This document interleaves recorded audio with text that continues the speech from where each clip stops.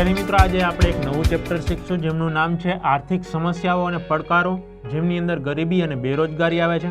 તો આપણને ખ્યાલ છે કે ભારત દેશ છે એ વિકાસશીલ દેશ છે. વિશ્વના ઘણા બધા દેશો છે વિકસિત દેશો છે. તો જ્યારે વિકાસશીલ દેશ હોય એના માટે ઘણા બધા આર્થિક અને સામાજિક પ્રશ્નો આવતા હોય. એમાંની અંદરનો એક એટલે કે વસ્તી વધારો. આપણે સારી રીતે જાણીએ છીએ કે ચીન એ પ્રથમ નંબરે આવે છે વસ્તી વધારાની અંદર, જ્યારે ભારત દેશ છે એનો બીજો નંબર આવે છે વસ્તી વધારાની અંદર. સ્વાભાવિક છે કે જેમ જેમ વસ્તી વધશે એમ પ્રાથમિક સુવિધાની વસ્તુઓની ડિમાન્ડ માંગ વધશે અને ઘણી બધી આર્થિક અને સામાજિક ક્ષેત્રે આપણને નવા નવા પ્રશ્નો જોવા મળશે. તો અહીંયા વસ્તી વધારો છે, પોપ્યુલેશન, એની અંદર જેમ વધારો થશે એમ લોકોને કલ્યાણકારી સુધારાલક્ષી જીવન જીવવામાં તકલીફ પડશે. એટલે વસ્તી વધારો એ પણ આપણા માટે એક મોટી સમસ્યા કહી શકાય. ત્યાર પછી વાત કરીએ ગરીબી. તો અત્યારે આપણે જોઈએ છીએ કે અલગ અલગ 3 વિભાગની અંદર આખું જે વસ્તીનું માળખું છે એ વેચાઈ ગયું છે: ગરીબ, મધ્યમ વર્ગ અને સદ્ધર. તો ગરીબ લોકો છે એ મોંઘવારીની હિસાબે વધુને વધુ ગરીબ થતા જાય છે, જેથી કરીને દેશની મોટી સમસ્યા એ પણ કહી શકાય કે ગરીબીમાંથી લોકોને કઈ રીતે બહાર લઈ આવવા, એને કઈ રીતે સારું જીવન ધોરણ આપવું. ત્યાર પછી વાત કરીએ તો ભાવ વધારો. દિવસે ને દિવસે સતત જેમ વસ્તી વધે છે, ગરીબીનું પ્રમાણ જોવા મળે છે, એમ ભાવ વધારો છે એ વધુ પ્રમાણમાં જોવા મળે છે. કારણ કે આપણી ઉત્પાદન ક્ષમતા છે કોઈ પણ વસ્તુ કે સેવા એ મર્યાદિત છે, જ્યારે એની માંગ છે એ અમર્યાદિત છે. તો જ્યારે વધુ વસ્તુની માંગ થાય અને ઉત્પાદન ઓછું હોય ત્યારે એ વસ્તુનો ભાવ વધારો કરવો ફરજિયાત બની જાય છે. એટલે ભાવ વધારો છે એ ગરીબ અને મધ્યમ વર્ગ માટે પોસાતો નથી. અને ઘણા બધા લોકો આ ભાવ વધારાના લીધે પોતાના ઘરનું ગુજરાન ચલાવી નથી શકતા, કૃષિની અંદર પૂરતી વ્યવસ્થિત ખેતી નથી કરી શકતા, જેથી કરીને એ ઘણી વખત ન ભરવાના પગલાં, આત્મહત્યા જેવા પગલાં પણ ભરી લેતા હોય છે, કારણ કે તેમની ઉપર દેવું વધી જાય છે. તો આ ભાવ વધારો પણ એક સમસ્યા. ત્યાર પછી વાત કરીએ તો બેકારી.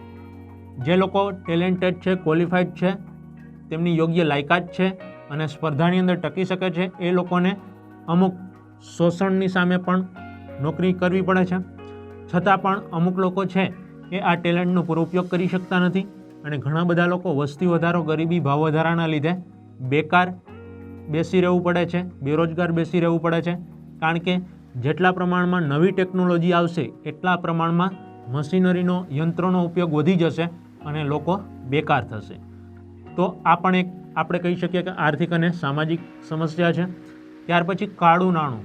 મોટાભાગના લોકો છે, સદ્ધર લોકો, ઉદ્યોગપતિઓ, બિઝનેસમેન, નેતાઓ, આ બધા શું કરે છે તો કે ભાઈ સરકારને યોગ્ય પ્રમાણમાં કરવેરા ભરતા નથી, ત્યારે કાળું નાણું અસ્તિત્વમાં આવે છે, જેને આપણે કહીએ છીએ બ્લેક મની. તો આ બ્લેક મની દ્વારા મોજ શોખની વસ્તુ, ભૌતિક વસ્તુઓ પાછળ મોટા પ્રમાણમાં ખર્ચ થાય છે અને તેના લીધે આપણી જે પ્રાથમિક જરૂરિયાતની વસ્તુ છે, ખોરાક, અન્ન, આની પાછળ ઉત્પાદન ક્ષમતામાં ઓછો ખર્ચ થાય છે, જેથી કરીને પ્રાથમિક વસ્તુઓની આપણે ઉત્પાદન ક્ષમતા ઘટે છે અને તેનો ભાવ વધારો સહન કરવો પડે છે.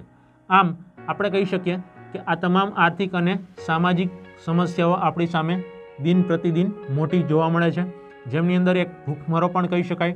આપણો દેશ છે એ વિકાસશીલ દેશ છે, જેની અંદર બિલો પોવર્ટી લાઇન એટલે કે ગરીબી રેખા નીચે જીવનારા લોકો ઘણી મોટી સમસ્યાઓ આપણને જોવા મળે છે. તો એ ભૂખમરો એટલે કે ઘણા લોકોને 2 ટકનું પૂરતું ભોજન પણ મળતું નથી અને કુપોષણને લીધે તેઓ નાની ઉંમરમાં જ મૃત્યુ પામે છે, એટલે કે સરેરાશ આયુષ્ય પણ ભોગવી શકતા નથી. ત્યાર પછી વાત કરીએ તો ભ્રષ્ટાચાર, કરપ્શન. આપણા દેશની અંદર મોટામાં મોટી જો એક દિમક સમાન એટલે કે ખૂબ જ જટિલ સમસ્યા કહી શકાય કરપ્શન.